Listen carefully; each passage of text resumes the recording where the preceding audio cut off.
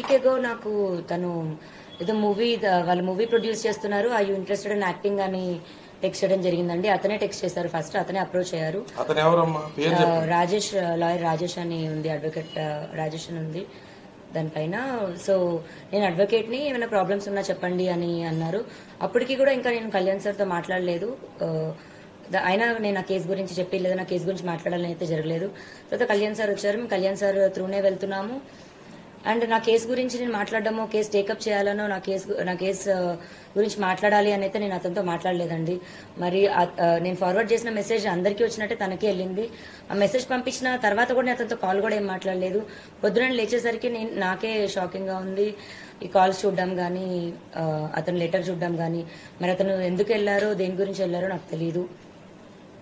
ఆయన నాతో మాట్లాడినప్పుడైతే నాకు చెప్పారు, అండ్ గ్రౌండ్స్ లో నీ కేసు నిలవదు, నీకు అన్ని తప్పుడు సెక్షన్స్ పెట్టారు అనుకుంటూ అయితే నాకు చెప్పారు. అది మరి నేను బ్లాక్ మెయిల్ గా తీసుకోవాలో లేకపోతే నా మంచి కోరి చెప్పారో నాకు తెలియదు. నేను మంచి కోరుతున్నానని చెప్పుకుంటూనే నాకు ఆల్రెడీ డిప్రెస్డ్ గా ఉన్న నేను ఇంకా మా మాటలకి ఇంకొంచెం నేను డిప్రెస్ అయ్యాను. ఎందుకు ఆత్మహత్య తీసుకోవాలని అనుకున్నారు? ఆల్రెడీ మీరు ఫైట్ చేస్తున్నారు, పోలీస్ స్టేషన్ లో కంప్లైంట్ ఇచ్చారు, కేసు కూడా నమోదైంది. అయినప్పుడు కూడా మీరు సూసైడ్ ఎందుకు చేసుకోబోయారు? నాకు ఈ ప్రపంచంలో అన్నిటికంటే ఎక్కువ రాజేనండి.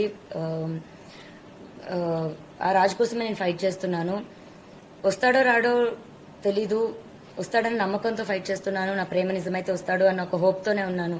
అలాంటి ఒక టైంలో నేను వచ్చి ఫైట్ చేస్తుంటే రాజని నేను చూడాలో, లేకపోతే ఇటు సొసైటీ చేసే మాటలకి చూడాలో, థంబ్నెయిల్స్ చూడాలో, కమెంట్స్ చూడాలో, ఇవన్నీ నేను తట్టుకోలేకపోతున్నాను. దీనికి తోడు ఈ లాయర్ నేను మాట్లాడిన మాటలకి వాళ్ళ పేరెంట్స్ అప్రోచ్ అయ్యారంట. మరి వాళ్ళ పేరెంట్స్ త్రూ చూస్తున్న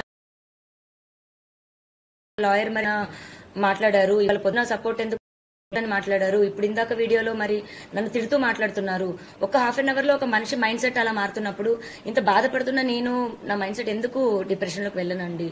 10 సంవత్సరాల నుంచి ఒక మనిషి పొద్దున లెగిస్తే సాయంత్రం నా లాస్ట్ చూపు అతను అవుతాడు. ఇంట్లో ఎంటీ ఇల్లు అయింది నా హౌస్. ఫస్ట్ కంప్లైంట్ లో మీరు రాజ్ తరుణ్ పైన చర్యలు తీసుకోకుండా తను నాతో కలిసి ఉంటే చాలు అని అన్నారు. సెకండ్ కంప్లైంట్ లో తను నన్ను ఇల్లీగల్ గా ఇట్లా వాడుకుని వదిలేశాడు అంటున్నారు. ఇప్పటి కూడా మీరు రాజ్ తరుణ్ తో కలిసి ఉండాలని అంటున్నారు, మళ్ళీ పోలీస్ కేసులు పెడతా ఉన్నారు. కలిసి ఉండాలని పోలీస్ కేసు పెట్టడం కాదండి. పోలీస్ కేసు ఫస్ట్ నేను మాల్వి మల్హోత్రా వాళ్ళ తమ్ముడి పైన పెట్టాను. నన్ను బెదిరించారు. అది కూడా ఇంకా కంప్లైంట్ ఒక్కసారికి రాలేదండి. ఇప్పుడు వాళ్ళు ఉన్న 6 మంత్స్ అంటే నాకు విషయం తెలిసిన 6 నెలల తర్వాత ఇంకా నేను భరించలేక బయటికి రావడం జరిగింది. ఆ స్టేజెస్ ఎలా దాటిందంటే ఇంకా లాస్ట్ మాకు తిండి కావాలని అడిగితే అతనికి ఫోన్ చేస్తే ఆవిడ ఎత్తడం గానీ, మా పరిస్థితి మేము చెప్తే ఆవిడ వెయ్యమని చెప్తే అతను డబ్బులు వేయడం, అది ఇంకా పీక్స్కి వెళ్ళిపోయింది. ఇప్పుడు మీ అందరికీ నేను ఓపెన్ గా ఎక్స్ప్లెయిన్ చేయాలంటే రోజుకో విషయం బయటకు వస్తుంది. ఆ బయటకు వచ్చిన విషయం కూడా రోజుకొక ట్విస్ట్ అని మీరు వేస్తుంటారు. ఇది ఒక్క రోజుది కాదండి, సంసారంలో ఇంకా అందరికీ జరిగినట్టే జరుగుతాయి. అండ్ ఆ మనిషి కావాలి అని అడిగాను నేను, అంతే. ఇప్పుడు పలానా రాజ్ తరుణ్ పైన కంప్లైంట్ పెట్టాలనలేదు, మాల్వి మల్హోత్రా పైన వాళ్ళ తమ్ముడి పైన పెట్టాను. వాళ్ళిద్దరితో నీకేం సంబంధం అన్న దగ్గర అఫ్ కోర్స్ రాజ్ పేరు చెప్పాలి. అలా అక్కడ రాజ్ తరుణ్ పేరు అనేది వచ్చింది, కానీ రాజ్ తరుణ్ పైన కంప్లైంట్ పెట్టాలని నేను అనుకోలేదు. ఫస్ట్ కంప్లైంట్ పెట్టినప్పుడు అది రాసిచ్చాను. ఆ రాసిచ్చిన దాంట్లోని మాల్వి మల్హోత్రా చార్ట్ చూపించి రాసిచ్చాను నేను. అలాగే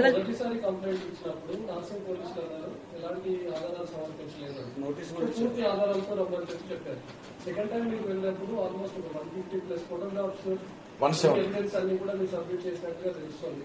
ఇప్పుడు నార్సింగ్ పోలీసులు ఏ విధంగా వ్యవహరిస్తున్నారు? రాజ్ తరుణ్ కాంటాక్ట్ అవుతున్నామని ఏమైనా చెప్తున్నారా? రాజ్ తరుణ్ పైన కేసెస్ పెట్టామని ఏమైనా చెప్తున్నారా? రాజ్ తరుణ్ అందులో తీసుకుంటామని అసలు నార్సింగ్ పోలీసులు ఏం చెప్తున్నారు? నేను ఫస్ట్ కంప్లైంట్ పెట్టినప్పటికీ ఈవినింగ్ 7-8 అయిపోయిందండి. సో నాకు రిసిప్ట్ ఇవ్వడం కానీ అవేమీ జరగలేదు. అఫీషియల్ గా నేను రిసిప్ట్ కలెక్ట్ చేసుకున్నాక పోనీ ఎఫ్ఐఆర్ అన్నది దానికో ఎవిడెన్స్ అన్నది ఇస్తాము. రెండో రోజుకి తెల్లారుజాము నుంచి మీడియాలో ఎలా వచ్చిందో మీ అందరికీ తెలుసు. ఆ డే నాకు బయటికి రావడానికి అంతా కూడా నేను ప్రిపేర్డ్ లేను. ఫస్ట్ నేను మీడియా ముందుకి అంత ప్రెస్ మీట్, ఇప్పుడు ఇంత ప్రెస్ మీట్ వచ్చినప్పుడు కూడా నేను ఎలా వణికాను అన్నది మీ అందరికీ తెలుసు. నేను కెమెరాస్ కి అంత అలవాటు లేదు నాకు. అండ్ ఇప్పుడు ఎవిడెన్స్ 12 ఏళ్ల ఎవిడెన్స్ తీయాలంటే ఒక్క రోజులో నేను రెడీగా ప్రిపేర్డ్ గా లేను కదండి. నాకు 1-2 డేస్ టైం పడుతుంది. ఆ 1-2 డేస్ టైం తీసుకొని ఎవిడెన్స్ ఇచ్చాను. ఆయన ఫోన్ లిఫ్ట్ 20 నిమిషాల పాటు సుదీర్ఘంగా కేసు గురించి చర్చించారని అంటున్నారు. చాలా సార్లు కాల్ చేయడం ఏం జరగలేదండి, ఒకటే కాల్ జరిగింది. అండ్ అతను నాకు ఫస్ట్ ఎవరు అప్రోచ్ కాల్ లేకుంటే ఫస్ట్ అప్రోచ్ అయింది తనే అండి. నాకు అప్రోచ్ అయింది కూడా మూవీ అని, మీరు యాక్టింగ్ అంటే ఇంట్రెస్ట్ అని అప్రోచ్ అయ్యారు. లేదండి నాట్ ఇంట్రెస్టెడ్ అని చెప్పాను.